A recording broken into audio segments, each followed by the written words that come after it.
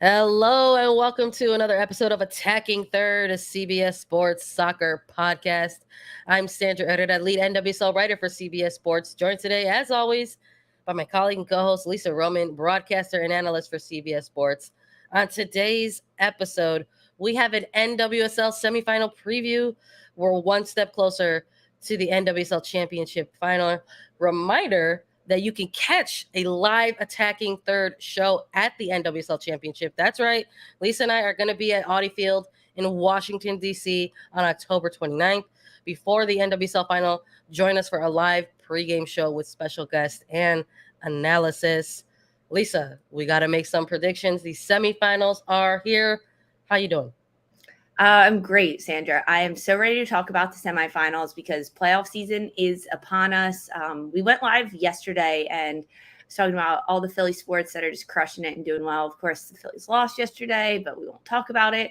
And then I played soccer last night. We won our ship. It was great, We're we've won it a couple times now. It's pretty great. It's a lot of fun to play. It's getting a little chilly out there though, so I'm glad the season is winding down for my playing purposes. But yeah, more playoffs this weekend for the NWSL. We got some heavy hitters in this one, right? Because Portland and OL Reign, they've had bye weeks. They had the FIFA window. They haven't played games since October 1st.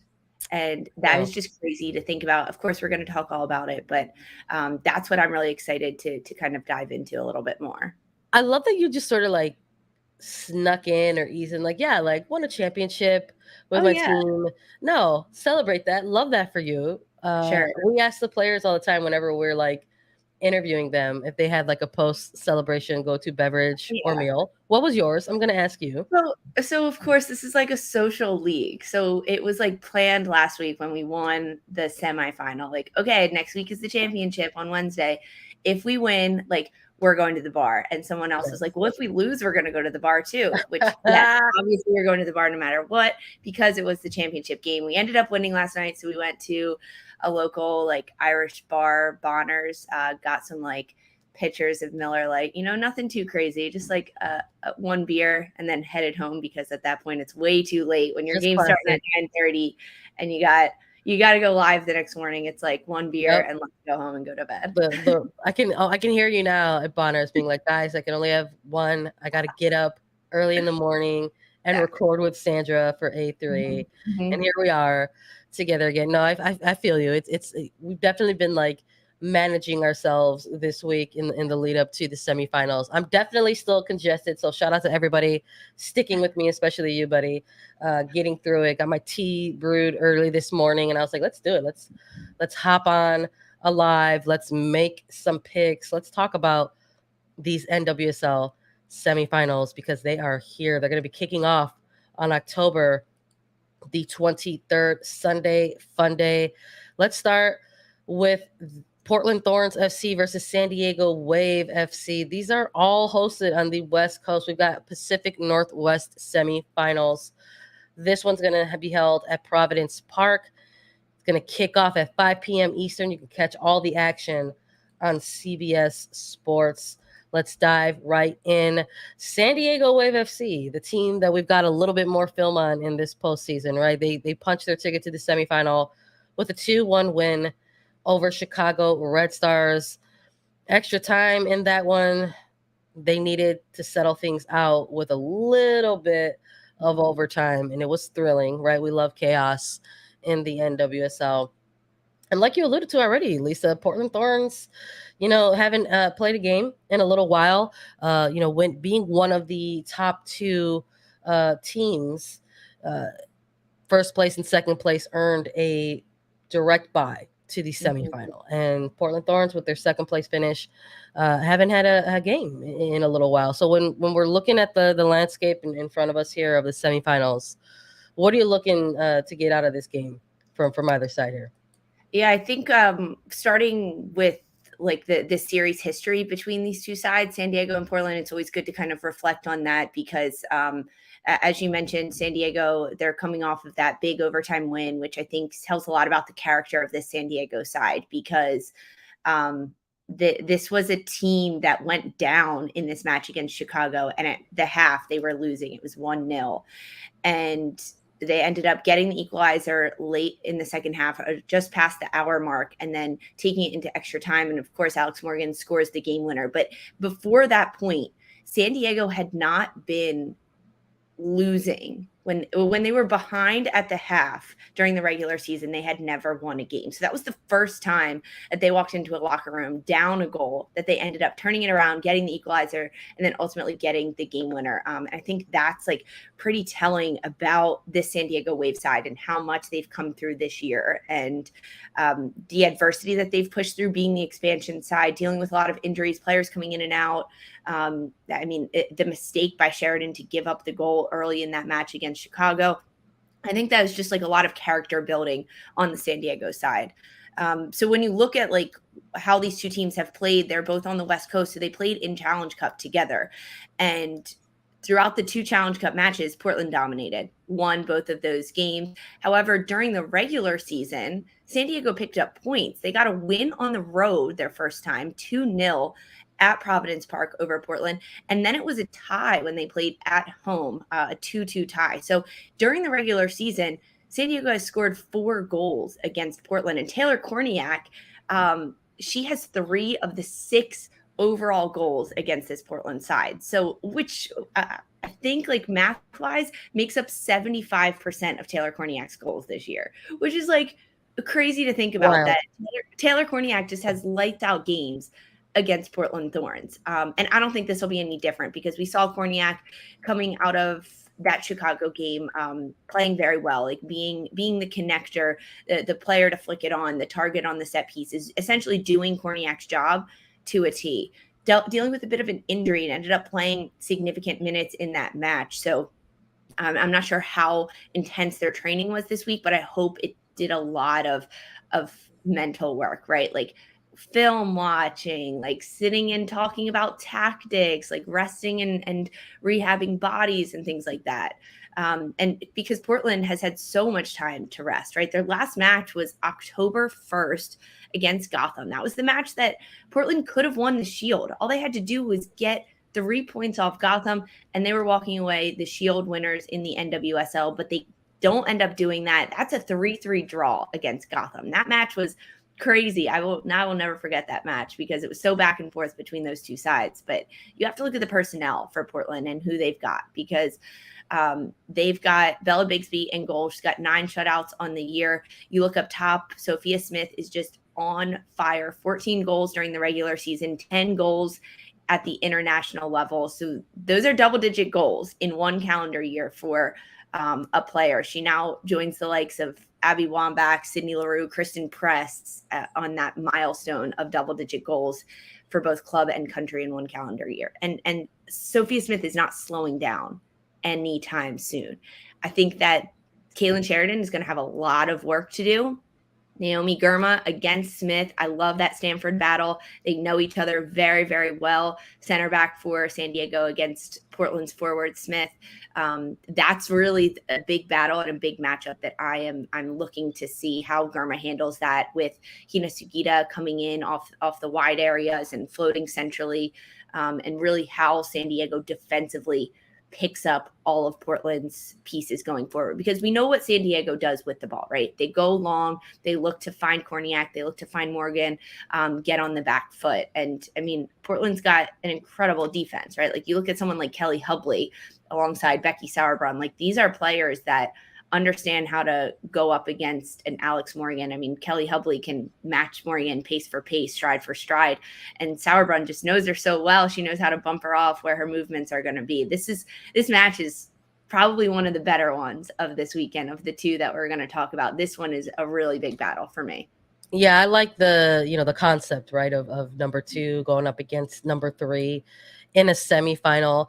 I think there's enough between these two teams to sort of go back and look at in film and sort of see the difference between the games, right? Challenge Cup games are going to look and feel much different than the matches that took place in the regular season. And there's something about familiarity, right? Or a level of familiarity between two teams going head to head in a playoff, like elimination on the line type of battle. And I think it's going to set the scene, quite frankly, for a pretty fun game. I mean, I think we were anticipating that in something like, Houston versus Kansas City, and it absolutely delivered. That one in itself was a thriller, and that was a quarterfinal. Now we're going to have another match here that sort of has that added layer of familiarity between both teams. It's going to be their fifth time going head to head in 2022, and I'm also sort of really looking forward to the sort of the head coaching battle between these two. Look, we have to talk about it a little bit. We did an episode talking about the end of the year awards, and quite frankly, Rhea Wilkinson had a case to sort of be amongst that trio of finalists for the head coach of the year. You're talking about coming in to a Portland Thorns, he being tasked with sort of continuing to have success on the pitch, and doing it in a way in which we saw this Portland Thorn teams play multiple formations. We saw a Rookie of the Year candidate be slotted into defensive mid and excel in this role, right? And Sam Coffey. And you could see these players responding to the coaching that they're getting throughout this 2022 season. So I'm looking forward to seeing that sort of tactical matchup as well, like head coach v head coach, like who has prepared what for the other. I'm very excited for Wilkinson versus Stoney, and I'm looking forward to seeing a response, quite frankly, from Portland, because sort of looking at those couple of matches from Challenge Cup and then the couple of matches in regular season. I think if you're the Portland Thorns players, there's absolutely that desire. There's absolutely that little bit of a chip on your shoulder going into a game like this where you should have or could have possibly had more points over this team in the regular season, and just didn't work out that way. So, I think people are going to look at the rosters on both sides of the ball here and probably circle, the big names, big players, and expect big players have a big name. But for the San Diego Wave side of things, I think you have to look at the match that they're just coming out of, and all of the build up to that match. Perhaps looking back in the build up to the quarterfinal, a bit of gamesmanship by Stoney around players like Alex Morgan and Taylor Korniak in terms of their, I believe the quote was that they were very seriously injured, and then these two players went out and they played 90 minutes plus extra time, right? And Morgan getting the game winner. I think maybe you get away with that once in a postseason, right? And Stoney, I think, got away with that in this quarterfinal round. I think it's to be anticipated that these players, if they're playing in a quarterfinal, I would imagine that they're going to try to do their best to retain their fitness and be good to go for a semifinal, right? Let alone a quarterfinal. So I would anticipate that is correct, that people should look at those rosters and circle those big names and say, you know what? Yeah, Alex Morgan is probably going to be called upon in this semifinal. Taylor Korniak is probably going to be called upon in this semifinal. But that might be perhaps a little bit of an X factor for San Diego, and that they do have that those game minutes under their legs. Where we're going on about 3 weeks or so from a final game for some of these players. I think you remove maybe players like who had participated in the international window. If you're looking at the United States side of things, Sophia Smith obviously getting some minutes overseas in Europe, Sam Coffey a part of that trip in Europe, and I would imagine that those players in particular will be relied upon within this game. So it's tough to sort of look at this matchup and maybe sort of feel 100% confident making a pick on either side, because I think you can make a case for either team on this day. I agree. I mean, this is one of my hardest games to make picks and prediction for, because so much of it comes down to personnel, right? I'm looking at Casey Stoney's side, and you just talked about it. The injury report between Alex Morgan and Taylor Korniak. Yeah, they're going to play. Like we saw how it went last week. But between these two sides, and when you look at the 11 that Casey Stoney put out last week against Chicago, is it going to be the same 11? Or are we going to see a little bit of rotation? Because after that match for the Wave against the Red Stars, we talked about how Sophia Jakobsen was a game changer in that match coming in off the bench. I think Doniak is also a game changer for this team. So I imagine like we'll see them come off the bench. I would like to see more minutes from Amira Ali on this side. I'm not sure if she gets the start in this one, but I would not be surprised, right? If we see a front line of Alex Morgan, Turnbow, and then Amira Ali up there instead of a player like Jaden Shaw. Like I would still bring Jaden Shaw in off the bench, but I think that when we look at personnel in this match for Portland and San Diego, that is a big X factor. Whether who starts, who is the game changers coming in off the bench, and that could be what really changes the game. Like even when you look at the Portland side of things, like they have, I mean, their bench is so incredibly deep, but when you look at someone like a Yasmin Ryan, like, is she going to come in off the bench and change things? Is she going to get the start?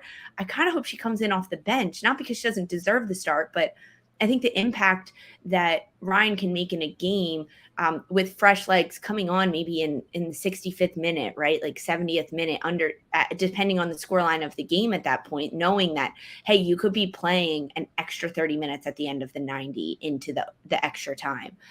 So I think like once we see the starting lineup for San Diego, I will have a more confident pick and prediction as to who's going to win it. But hey, we're recording this Thursday morning. We don't have starting lineups now, Sandra. No, we don't have availability reports. We're doing this a little bit before we get any of that stuff. But I think you make a really great point about sort of looking at the two benches of these teams, because I think that's another kind of storyline going into this one, that I think you're looking at these two teams and they have an argument for probably some of the more deeper benches across the league. It's two teams that the head coaches can look to and sort of have those game changers, like you said, and sort of, have an impact in the game, depending on a certain phase of the game. So I think that's why going into this, I am really looking at that kind of, head to head in terms of the coaches, like which coach and when is going to make those adjustments. When are they going to do that? What phase of the game or what area of the game are they going to make those adjustments? If they make those adjustments, who's going to maybe, crack first? Sometimes there's a little bit of that energy and mentality around it too. Like sometimes, the head coach who makes that first substitution might be showing a hand a little bit. Could be perceived as a moment of weakness. Like, listen, I have to make a change because, what the game plan that we had going into this game is clearly not working. I've got to make, an impact. And that could sort of fire up the other side and say, all right, well, we're doing the right thing. So I'm very, very curious to see that as well. I think you mentioned a lot of great players there on both sides of the pitch. I'm with you. Again, we're doing this before availability reports. Is somebody like a Katie Johnson miraculously going to be available for San Diego? There's a number of players. Johnson's a huge impact player for Casey Stoney. Yeah, there's a number of players I think that we can go through and sort of see, like, and sort of go through and say, hey, like this person can provide this off the bench or so on and so forth. I know we don't have those availability reports in front of us. And we don't, obviously, that means we don't have those lineups either to help us make the concrete pit. But I'm going to ask you this, because we were talking about this in the last preview, and I sort of brought up, I was like, listen, I think if player A and player B, is unavailable, and someone, I think I said Korniak's not available, but Gautrat starts, I think the Red Stars have a good shot, right? And they did for about 45 minutes or so of that quarterfinal. Is there a player that you're looking at on either side of the pitch that if they're good to go come Sunday, you feel like their team has a really good chance? I mean, that's a tricky question, because I don't think either of these sides is dealing with any like injuries that are so detrimental, right? Like when you look at the Portland side and who they've got, like they've got their heavy hitters ready to go. And same as San Diego. I mean, Alex Morgan maybe like shouldn't be playing 90, but like, she's going to at this point. Even a Taylor Korniak, like we won't see Abby Dahlkemper. I think it's mentally, I think it comes down to a little bit more than physically, because Kaylin Sheridan, goalkeeper for San Diego, she messed up mentally last week against Chicago. That was a mistake on her part that led to Chicago's goal. And we saw her turn it around that game. And I think it helps when your forwards are like, nope, let's get a goal. Let's get the equalizer. Let's turn this around. It gives you as a goalkeeper a bit more confidence. But if whoever makes the first mistake, there will be mistakes made throughout this match, Portland and San Diego. Whoever makes a mistake and can't recover from that mistake, that's the team that will lose, hands down. That's what it's going to come down to. So when I look at these sides, making a pick and a prediction between San Diego and Portland, this is incredibly, incredibly difficult for me. I'm going to start broad and then get more narrow here. I think we're going to get goals from each side. Okay. Whether it's 2-1, I would love to see like a 3-2 game. I just think I think we could, honestly. Last time they played, it was 2-2. And defensively, both of these sides are incredibly sound, but offensively, they love a tight defense against their opponent and unlocking that. But I think that Portland could get the upper hand over San Diego. I mean, the San Diego side surprises me week in and week out, and I've been so impressed with them all season. But I don't know if the magic's going to run out. And against a Portland side that is just ready to go, rearing to go, coming off of that tie against Gotham. They've been watching this team. They are so hungry to get back out on the pitch, get to a championship. I give it to Portland in the end. Listen, I'm with you 100%. I think that sometimes storylines have an ending, and I think that it's potentially going to be time for San Diego's 2022 to come to a magnificent conclusion. What a journey. I really am going with Portland Thorns in this one. I'm looking at this Thorns side in terms of coming off of this quarterfinal for San Diego. Look, I think you saw a Chicago Red Stars team kind of put together a little bit of a blueprint in that early 45 minutes to go ahead and try to rattle a San Diego Wave FC side. And I think that there's some footage there to go back and look at and try to capitalize on certain moments and areas to sort of get that breakthrough. And if you're Portland Thorns, you're looking at quarterfinal matches, or if you're even looking back to your footage in those previous matches against San Diego, there are tons of areas there in which you can make some adjustments and go ahead and get that breakthrough. I don't anticipate somebody like a Sophia Smith coming back and making her return from an international window that she just had and sort of lose a step. If anything, I would anticipate that what she learned over in those two matches in Europe, she's bringing back to a semifinal. And I anticipate we'll get a bit of a good showing for Smith and this Portland Thorns side. So I'm also going with Portland in this one. I'm with you. I would also love to see goals. I think both of these teams have enough in there to sort of produce, some exciting goals, right? And we've seen San Diego on the end of some higher score lines this year. So I'm anticipating what's hopefully going to be a great environment for the semifinal. Participation from Portland soccer community, and seeing two teams with having that familiarity between each other produce an exciting semifinal. But I think when it comes down to it, Portland has that good mix of experience. They have that good mix of youth. They have the ability to change up and shift their tactics. Wilkinson has been doing a very, very good job of that this year, and I think it's going to come together in this semifinal, and I think Portland's going to get the win. I like that we're both going the same way here on this one. And as we look at this San Diego Portland match, same rules apply for the quarterfinal in terms of extra time and rules. So at the end of regulation, if the game is tied, it will go into extra time. That's 2 15-minute periods. No golden goal at this point, and then penalties if needed at the end of that. Only one match has gone into extra time so far. That doesn't include stoppage time, but that was the San Diego Chicago Red Stars match, and in those 100th minute or so, Alex Morgan ends up getting the goal. It did not go to penalty kicks. There's no yellow card accumulation. The substitution rules are the same as the quarterfinals, meaning that throughout regulation, 5 subs per team with 3 substitute windows. And then if the team goes into extra time, Each team gets one more sub and one more substitute window that adds on to what they had from regulation. So the same rules apply from quarterfinals to semifinal. Just wanted to give everyone a bit of a refresher. All right, Lisa, we've got one more game to get through and talk about. We have to make some picks as well. I'm so excited. We're one step closer to an NWSL Championship final, but we got to get through the remainder of these semifinals, and we're going to do that right after a quick break. This October. Hello? When you bundle Paramount Plus with Showtime, no one will hear you stream. Don't say that. Holy headless horsewoman! I'll be right back. There's something new out there. Watch it all here. This neighborhood is haunted. Stream Paramount Plus with Showtime. Bundle if you dare. All right, we've got another semifinal to break down, get through, and make some picks.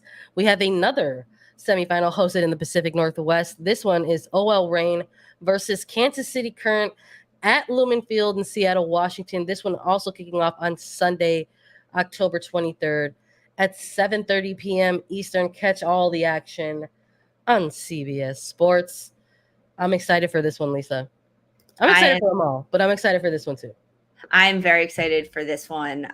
It's the later match between these two, but they're all on the West Coast. And I mean, this is big competition. I mean, there's a lot of players and people involved because both Laura Harvey and Matt Potter, Laura Harvey, OL Reign head coach, and Potter, Kansas City head coach, were nominated for Coach of the Year, as well as Casey Stoney for the San Diego side. So this is a coaching battle. Like right off the bat, I think that it has to be a little bit of a coaching battle. A coach with so much experience in Laura Harvey, winning the Shield 3 times, but never winning a championship. And then you've got someone like Matt Potter who came in and just turned the current club around and what they were able to do last year to this year. I think it's a coaching battle, and it comes down to that. I love that. Listen, I'm excited for the coaching battle that we could potentially see between San Diego and Portland. I do wonder if this game, not just with the coaches, but if it could come down to a goalkeeper's battle. I'm absolutely looking in between the pipes for this one. On one end for Kansas City, you're going to have Adie Franch holding things down for Kansas City. For OL Reign, you're going to have Fallon Tullis-Joyce. These are 2 keepers nominated for Goalkeeper of the Year. And when I'm looking at the goalkeeper, I'm also looking at general defensive shape for these 2 teams. I know we're also looking ahead to backlines bumping up a little bit right in front of those goalkeepers. For OL Reign, you've got Alana Cook, Sam Hyatt. I've loved that duo so far this year for OL Reign. Alana Cook also nominated for Defender of the Year alongside teammate Sophia Huerta. Now, I'm going to be looking at the shapes of these teams very, very early on. I think we've seen a common thread for OL Reign. If Sophia Huerta is getting higher up the pitch, they tend to find some success. Is Kansas City going to try to combat that with their own shape and their wingbacks? Right? Are things going to get tight and won and or lost on the wings between these 2 sides? But just looking back at some of their regular season matchups, it's why I'm leaning into the defensive shapes and the organized shapes and the goalkeepers in this match, because the last time these 2 teams went head to head, Lisa, these were not blowout matches between these 2 sides. We're talking about 2 very narrow wins, 1-0. They both split the regular season meetings. I anticipate this one to be a pretty nervy, maybe kind of close, intense semifinal. I agree completely. I think it's going to be really, really close between these 2 sides. It's been really back and forth between like the matchup, as you just talked about, with the 5 times that they've met in league play. Every single match has been a shutout. OL Reign winning 3-0, 2-0, and then 1-0, and Kansas City having 2 wins at 1-0 against OL Reign. So that, as you said, goalkeeper battle for sure. It's almost like as the game gets going and which team can attack a little bit more and keep going at things. Kansas City will be without Claire Lavoisier. We don't have availability reports yet, but that's a player that went down in Kansas City's last match against Houston, ended up going off the pitch and forcing Potter to make an earlier substitution than he definitely would have liked. Lavoisier was seen back on the sidelines with her teammates and on crutches. So unlikely that we'll see Lavoisier. I'm just going to put that out there. She's probably not playing in this one. But I think that when you look at that Kansas City versus Houston match, you have to look at the shots, because knowing in the back of your mind that the 5 times OL Reign and the Current have met, they have been shutouts. And Kansas City is coming off a match against Houston in which Houston outshot Kansas City 20 shots to Kansas City's 6 shots. So Kansas City, although getting on the board first in the opening 5 minutes or so, that was off a penalty kick in which Houston had conceded 2 in their last 2 matches. So something that Houston was struggling with. I don't really foresee OL Reign conceding a penalty kick early in this match to Kansas City, not when you've got 2 Defender of the Year nominees in your back line with Sofia Huerta and Alana Cook back there. But hey, you never know. Anything can happen in this one. But that PK changed the game for Kansas City, and it gave them that little bit of a jolt that then they could keep going. And it wasn't until the 10th minute of stoppage time that Kansas City is able to get the win over Houston. For OL Reign, it's a similar story to Portland in the sense that they haven't played since October 1st. It's been a long break for them.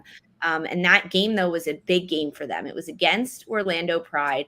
OL Reign wins it 3-0, and they get all 3 goals in the first 30 minutes of this match. And then they just settle out. They end up winning the Shield after it. The 3rd time OL Reign and Laura Harvey have won the Shield, but they have not. OL Reign, despite winning the Shield for those 3 years, they are looking for their first playoff win since 2015. OL Reign has a 4-game losing streak in the postseason. That's tied for the longest postseason losing streak in NWSL history. It's almost as if this team is cursed, and they know it, right? Laura Harvey wants nothing more than an NWSL championship.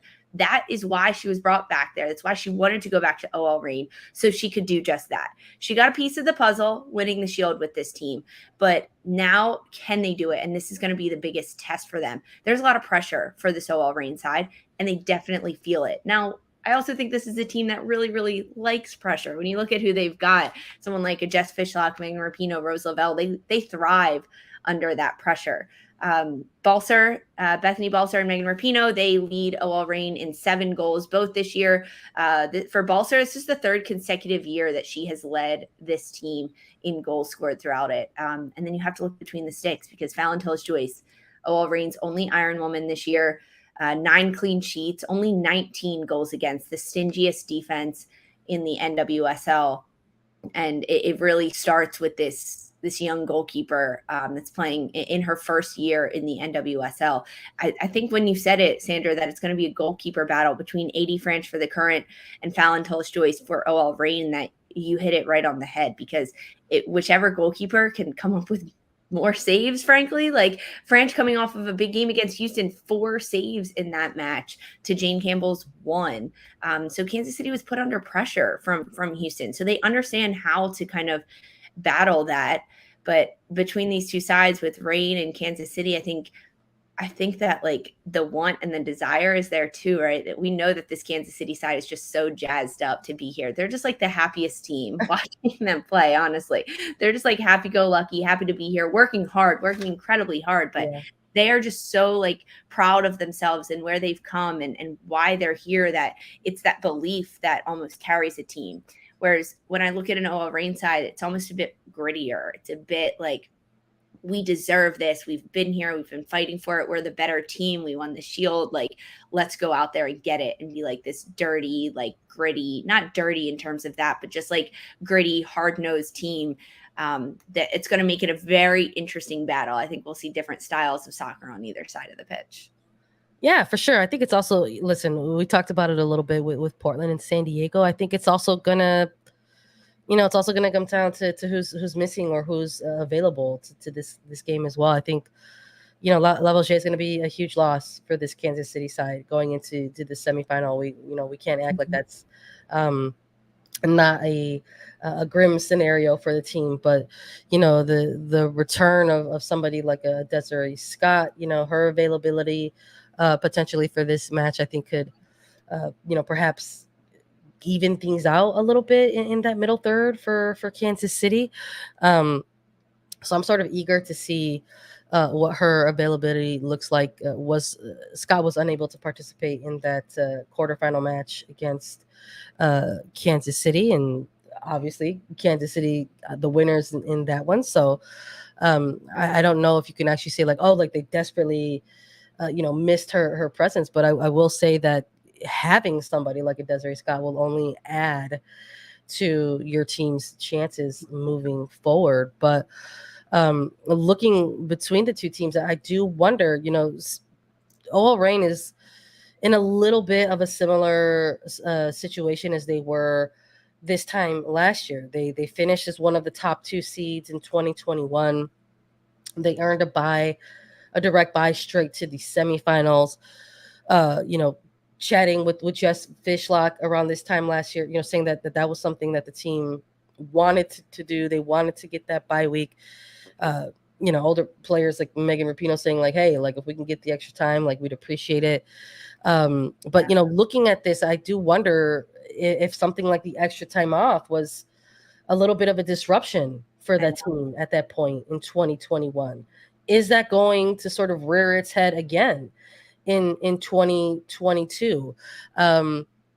They were going up against a Washington Spirit side that just sort of were chasing a bit of their own destiny, right? But that they ended up falling short in that semifinal. Honestly gives me Kansas City vibes this year, like chasing a bit of their own destiny, like trying to get after it and go. They're a team that like can do it. I don't know. I'm getting like similar vibes from Washington 2021 for this Kansas City side in 2022. Yeah, no, I'm with you. It's why I'm bringing it up on the pod. I'm just kind of like, gosh, I do wonder if like if that is a little bit of something that the Reign side is going to be working on and trying to look forward and move past. I will say this.